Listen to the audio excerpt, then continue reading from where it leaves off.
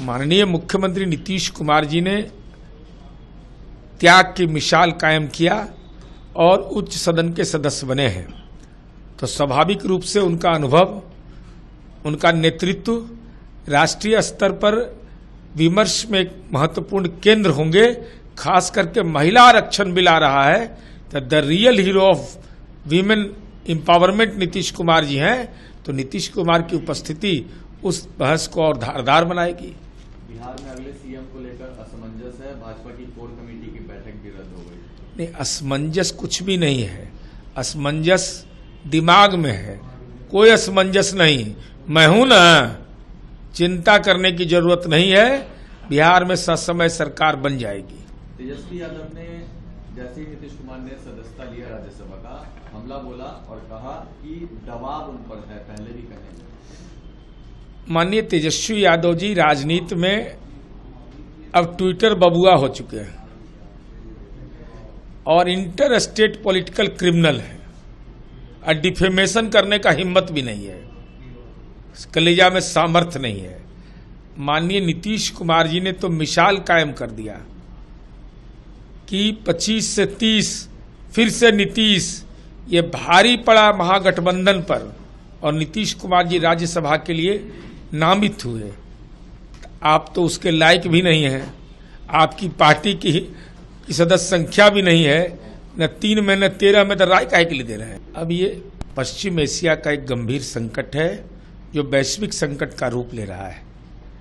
Iran जद्दोजहद कर रहा है, अमेरिका अपनी शर्तों पर बात करना चाहता है, अब इसमें तीसरा पक्ष भी एक आ गया इस्लामाबाद से।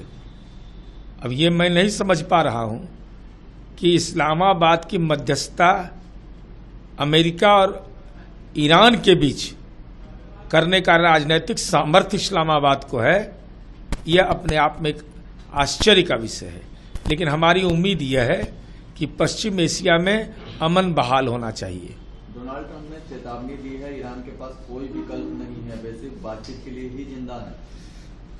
देखिए, इस अमेरिका के राष्ट्रपति डोनाल्ड ट्रंप की जो भाषा है उनका भाषा हो सकता है, लेकिन दुनिया शांतिकामी है, वसुधैव कुटुंबकम है और विमर्श का मतलब होता है, राष्ट्रपिता महात्मा गांधी ने इसको चिन्हित किया है कि एकमात्र शांति का रास्ता विमर्श है।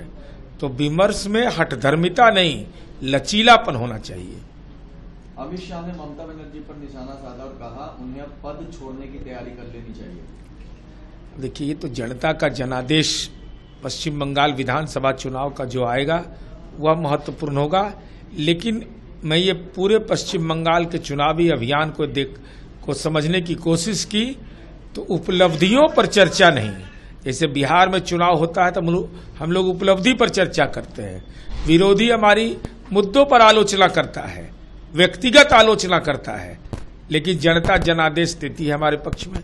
लेकिन पश्चिम बंगाल चुनाव में सत्तारूढ़ दल ने कोई भी उपलब्धि की चर्चा नहीं की और इंडी गठबंधन का क्या नजारा है, कांग्रेस अलग, सीपीएम अलग, सीपीआई अलग, ममता बनर्जी अलग, तो कोई यहाँ गिरा कोई वहां गिरा वाला हाल है तो होना ही है दुर्दशा इस बार। कन्हैया कुमार ने कहा है कि सबसे बड़ा घुसपैठिया गुजरात से आया है, उनको भी हिमंता विश्व शर्मा की तरफ भगाने का जरूरत है। माननीय राहुल गांधी जी ने भी ऐसा ही मंतव्य दिया है।